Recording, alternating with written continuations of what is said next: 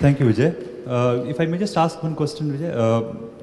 How do you measure the impact that your program has created by empowering the farmers through information, better information? There are many levels where we can understand impact of your work. One of the important, some investors have asked me the question whether your service is actually helping farmers or not, and your service is viable or not. So my usual answer was that if they are buying my service, that means that it has made an impact as well as it is being used by them. There's an impact on that. What we have understood from our services in terms of agriculture has been that it has been able to help farmers to understand, to take up challenge of growing a crop that they have not grown earlier. They don't know how to grow that crop because an advisory is available for them to grow the crop. In that growing the crop, they have been able to identify, save cost of up to 30% of the agri input cost to grow the same amount or better quantity of the produce that could be produced from the same piece of land, which means that their income is substantially increased for them and they're quite happy for that. I think one of the most important impact that we have understood through our impact studies has been that farmers also become kind of an expert of their own when they get a service and they are asking for some information, that they start a feedback channel with you and they give you suggestions. One of the interesting suggestions came to us in farmers. We used to provide them market information of local market. We used to think that these farmers are very small and they'll be selling in local market. That's it. So we were zapped when one of the farmers said, "Can you give us commodity futures prices for the crops that we are growing?" I said, "What? How do they know about commodity futures which we don't also understand properly ourselves?" So which was very surprising for us, and we started actually providing them that information. It was quite a learning for us. Thank you, Jay. On a lighter note, I just want to know if there's been any case that you have learned where a farmer learned about your program and bought a phone after that, because he would want the program from you. That didn't happen exactly, means at least we don't know about that. But one thing which happened, a very interesting anecdote which was there, we provided our services for farming. And we came to know about a nice event which happened in a village wherein they used to auction a pond which contains fish. So village ponds have fish in it, so they used to auction the pond because if it's going to be heated up too much, the water will dry, all the fish will be lost and they will not earn anything. So they will auction all the fish in the pond to somebody who's going to buy for it. So there was auction going on, and one of the farmers who used to get our services said that don't auction because it will rain. There is a forecast on my mobile that it is going to rain in the next 3-4 days. And so water will be there in the pond and fish will not die. And there will be more fish, so we can auction it much higher prices. So the village committee didn't agree. So they auctioned the fish, and the person who bought the auction brought his generator for pumping out the water so that he can catch all the fish. Catching single is going to be a pretty tough job. So they will just pump out all the water and catch all the fish and go. So this fellow brings a generator and starts pumping out, and it starts raining the next day. So the pond gets filled up, and these are very poor people. He goes to the village committee and starts shouting, "No, return my money. I'm not going to catch the fish from this because there's so much water there. How do I get my fish from there?" So the village committee actually decided to return the money because it's going to rain a little more, and there will be more fish in coming week to 10 days, and they will sell it at a higher price. So this was funny, and then in that village, many people actually subscribed to our services, which we never imagined. Thank you, Vijay. May I have a question from the audience, very specific to Vijay's venture, and then we would move over to the next speaker we have. Yeah, just a question. Who are your advisors? And can you get other farmers to advise other farmers? I understood. The question was, who are our advisors and can we do connection between farmers? Okay. Our advisors, the advisory services that we provide, we ourselves are not the advisors because it will be too expensive for us to, hire so many people who work on so much agriculture.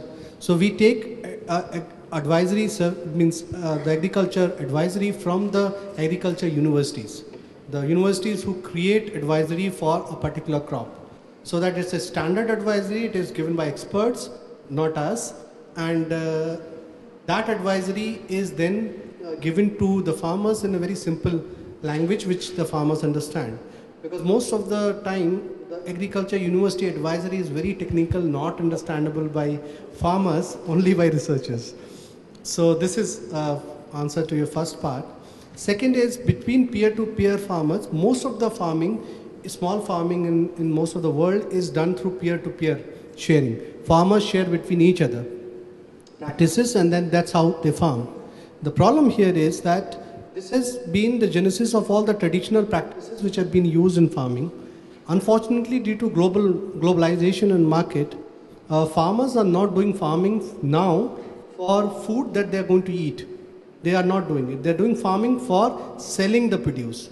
When they decide, you have to do produce for selling, then what happens is that the farmer start producing what is on demand by the market. Now, this is a situation in which whatever crop I was growing earlier will be irrelevant. I have to grow what is saleable in the market. And I don't know where to get the advisory for that information. How to grow that crop, I have absolutely no idea.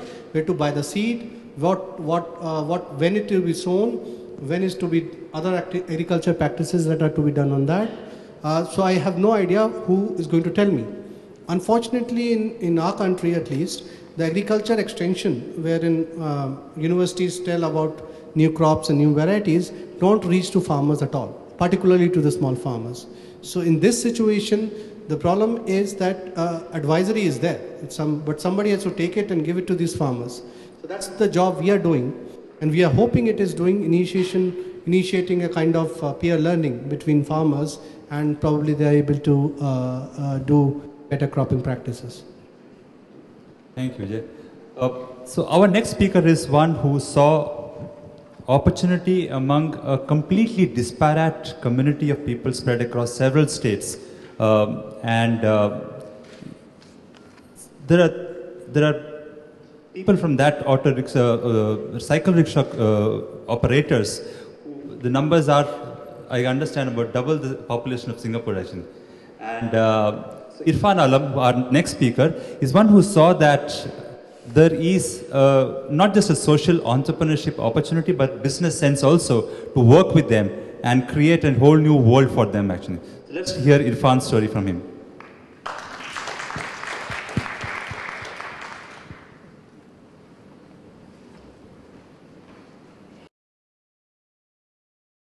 So we have seen of the last 4 presentations the whole world of Indian social entrepreneurs as to how they're thinking, and they painted a picture which consisted of the Indian rural farmers on one side to the rickshaw pullers and slum dwellers, and Vishnu just pointed out one of their needs, which is housing actually.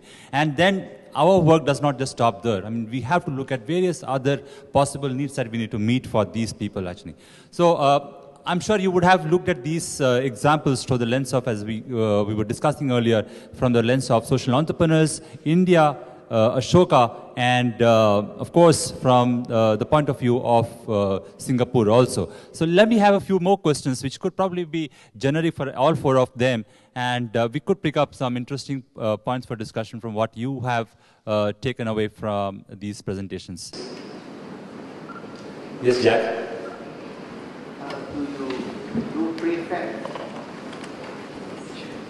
Yeah, very good question. Do we do prefab? Can we build these houses in the factory? It's a great opportunity, but unfortunately, so far, we have never found a good prefab solution for affordable housing.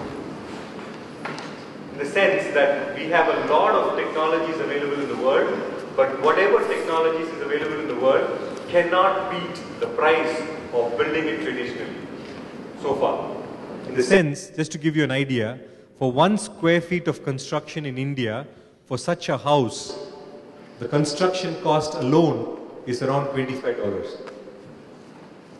25 Sing dollars for 1 square feet of construction. So can you beat that price? Jack, if you find someone, if you have a technology, I am your client.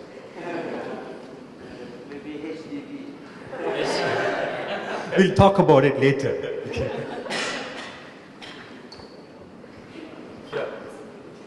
Hi, my name is Malcolm. I used to be a banker and a consultant. So, with my work when I was a consultant, came across this business model of housing where they use plastic housing.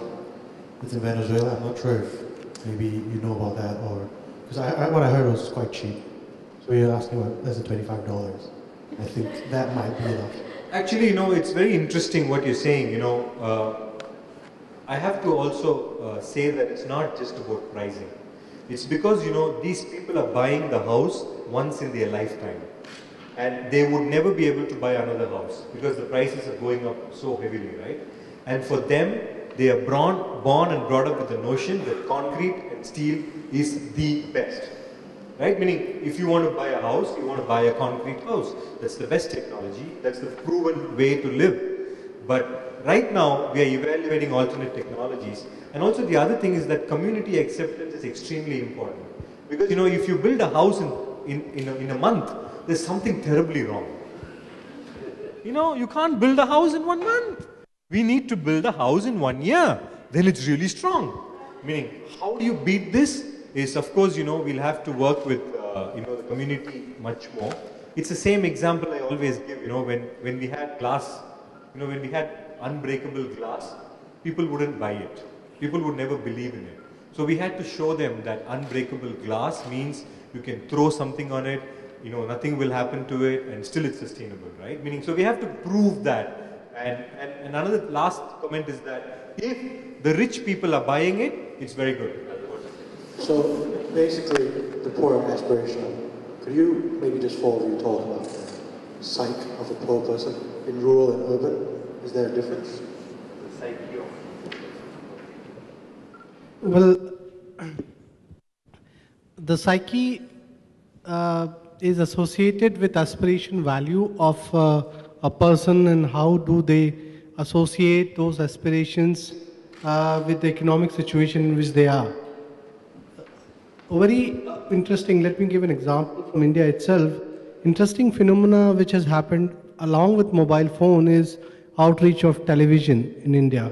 Almost 85% people have television channels, television in their homes, and if some of you might have seen our televisions channels which are there. We have almost 200 channels in India, and they're producing a lot of content which is driving that aspiration in a wild way, because we are a transforming economy, and the people see a life that they aspire to. They see our film stars shooting in different parts of the world on songs which have meaning which is very local in their villages.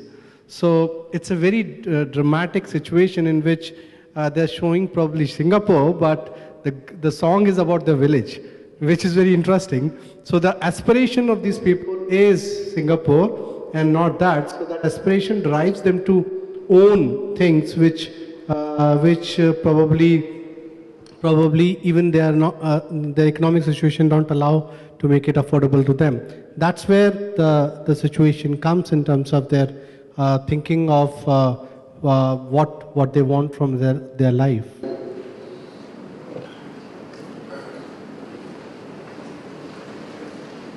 So my question is actually specifically for Rajma, but I'd be open to the rest of the panel as well. And the general question is about the challenges of continuing to grow from this point, but I guess the reason it's specific is because I feel like your success, rather than getting more people on board, might actually terrify politicians from every other city. So how do you imagine expanding beyond Pune, or do you want to stay focused there? Oh, we're not working only in Pune now. We are working in other cities of Maharashtra also. But as you rightly said, we don't want to spread ourselves too thin, because then we don't end up doing very concrete work. But what we are looking towards is developing modules which could be then used, which could, where through training, there could be other groups who could pick it up and scale it up in the other cities. That is definitely something that we have in mind. In fact, we are trying to sort of negotiate this with the Government of India to see how this can be taken to more cities. So they're open to using this in other places? They believe in it more than they're scared of it?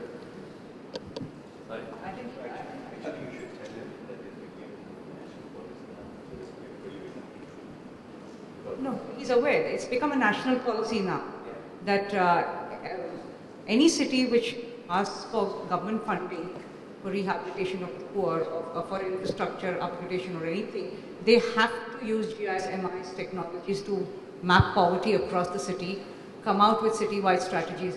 But the lacuna is how many cities can do it. How many cities have the manpower or the capabilities, or are there that many organizations like Shelter Associates across the country who can do this? Because see, one of the things that I have not highlighted is that what makes us a little unique, and I'm not saying this in any other, please don't misunderstand me. I take a lot of pride in my work, but it's not arrogance. It's just that because we have everything in-house, right from numbering the house to carrying out the surveys to supervising the mapping to linking it on the GIS platform, running through the entire process. There's a team which oversees everything. We have very sound systems in place, and we've been refining them. A month ago, I was in a workshop where another city was mapping its poor using the GIS technology. And then at one stage, they just realized that they were doing it all wrong because everything was subcontracted to different people.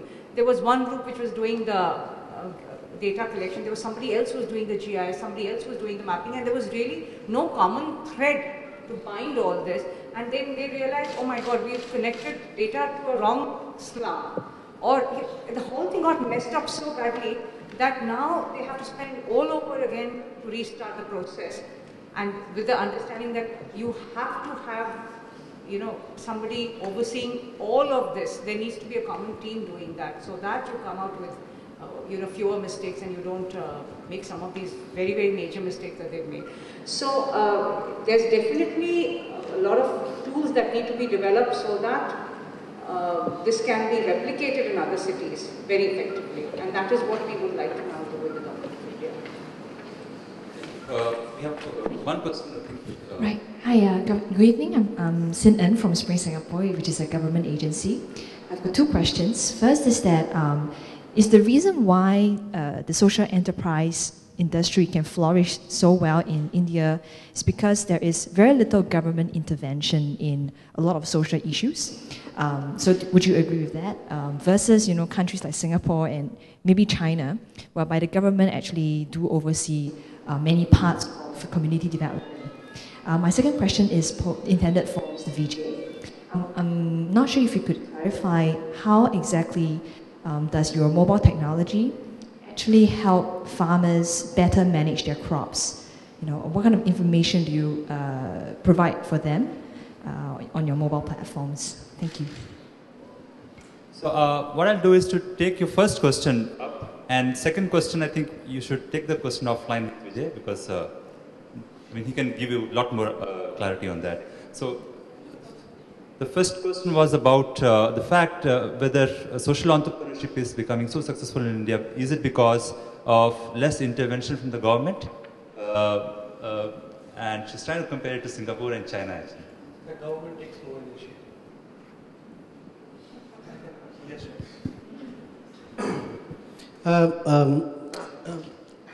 India as a democracy it's a big country. It's almost like a continent in itself. So if people know, it's like Singapore with a lot of communities, but then you have a system here that the communities have to live together. In a democracy, to make in India, where a lot of local level leadership arise, which pulls in different directions, and if that kind of system exists, then getting a consensus on any policy is almost impossible. So in this situation where federal government is there, where states have a major role to play in the lives of the people, then consensus arrival between a central government and the state government is near impossible. They don't agree on half of the thing.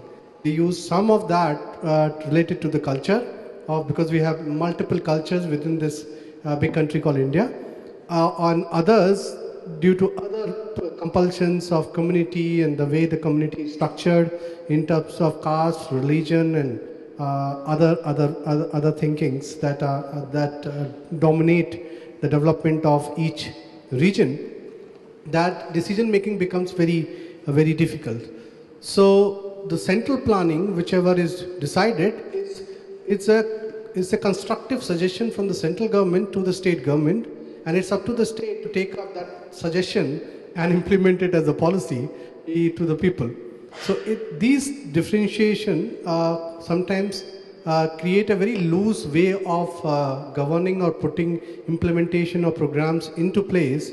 Like just for give an example, that we are just trying to work out a VAT, value-added tax, as a single tax across the entire country, and this is going on for 5 years. They're still discussing how to implement VAT across the country, and they have not come to a common agreement on the same. So this is tax, which is giving direct revenue. Just think about what happens to other policies like housing, sanitations, and other things, where people have various approaches. In countries like Singapore, where federal government is very strong, and like China, where government is very strong, so the policy implementation, what the government decides, is far easier, because the SOP is decided, given, and it has to be implemented. And there's no way of commenting on that. So that's in democracies like India, where diversity is very high. It sometimes the governance process is very weak for implementation.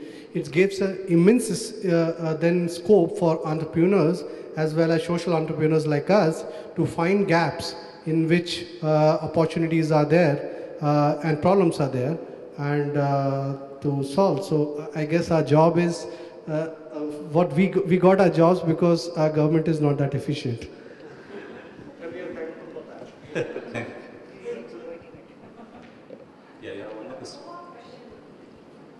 Sorry, a follow-up question would be then, how do these countries whereby the central government is very strong encourage more people to think of innovative ways to fill the gaps in the market?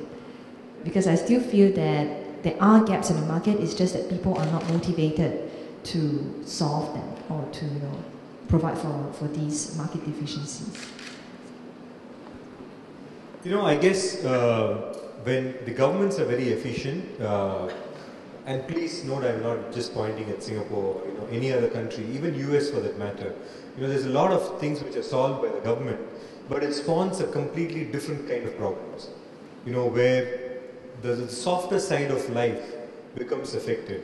Or for example, I'll just quote a couple of examples of Ashoka Fellows in the US, where, Chris quoted about recess, where, recess kids enjoy, and in US, we have 2 Ashoka Fellows only working during the recess time to teach children about sporting skills and, getting them to be more, more social.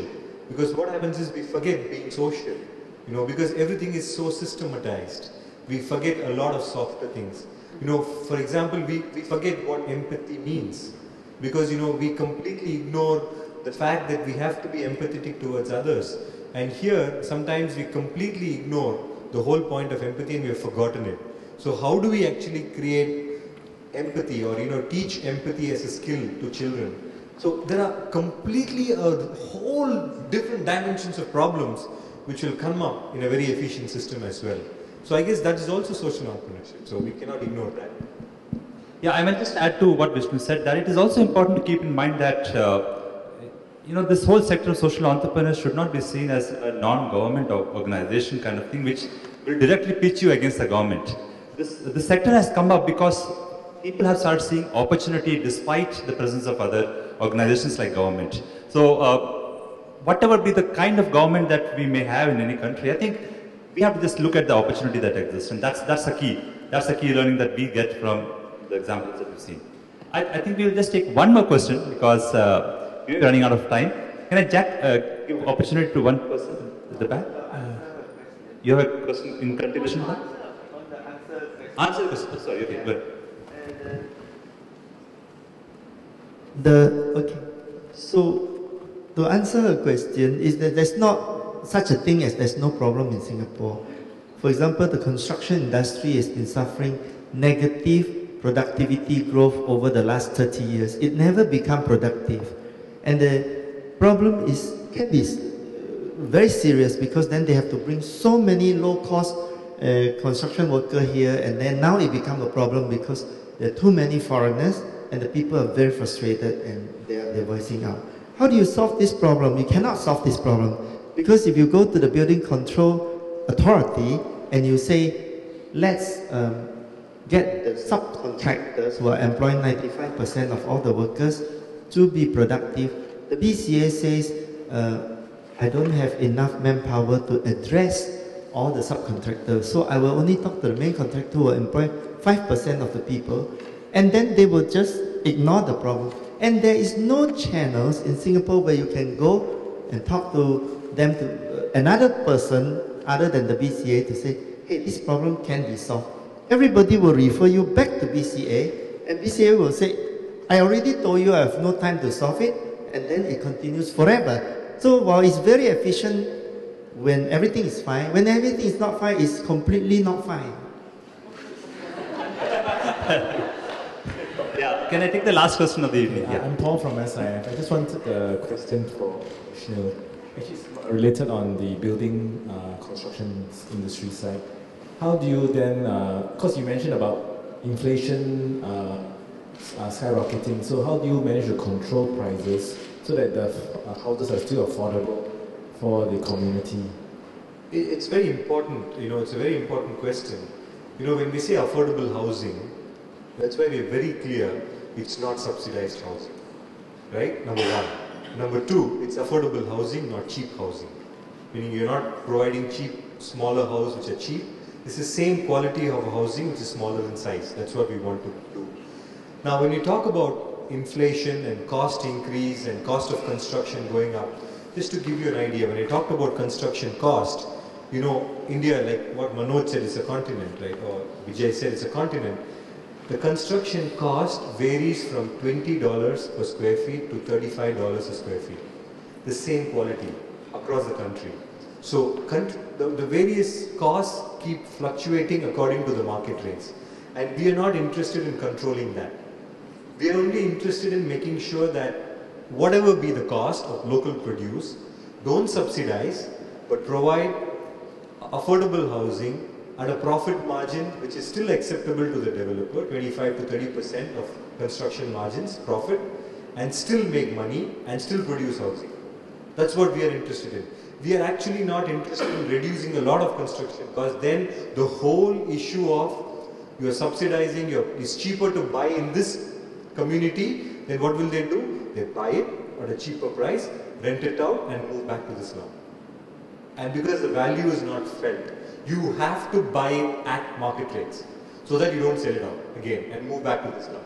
This is exactly what we are trying to say, is that it should no different be from you and me buying an apartment. They should buy it at the same way, at market rates, at market mortgage rates. That's all we are trying to say. Just a side question, what's the success rate of those houses being sold to the informal group? The success, just now I mentioned that we are working in 6 cities. We have, by end of this year, we should have produced 10,000 houses. So that's just a 2-year effort. And by 10,000 houses, we have unlocked a market potential of $120 million. And what we want to do, and now we are at a stage where we want to take it up to hundreds and probably millions of houses. That's where we are at right now. So we are heading towards a tipping point. So that's where all of us are excited about. Thank you. Thank you. Thank you, Vishnu. So this evening, we actually heard the fascinating entrepreneurial story of 3 Ashoka Fellows. And in India, we have 350 of such people actually with us. And we believe we have thousands more who we need to tap and find out what they are exactly doing actually. And it is going to be a extremely interesting journey for Ashoka, particularly in India and Asia, over the next few years, because we believe social entrepreneurship as a trend, as a sector, is going to emerge in a much big way actually. And particularly from India, I think there is a huge potential for Indian social entrepreneurs to look upon countries like Singapore, from where we have a huge learning opportunity actually. So we will constantly be in touch. We would like to learn from you, and we would certainly open our doors for you to come and visit India and learn from whatever we have done. So it's been a fascinating, interesting journey this evening with, to discuss with you and have this discussion. Thank you so much, Singapore International Foundation, Jean particularly, and for arranging this. And look forward to another opportunity to talk to you and discuss things. Thank you.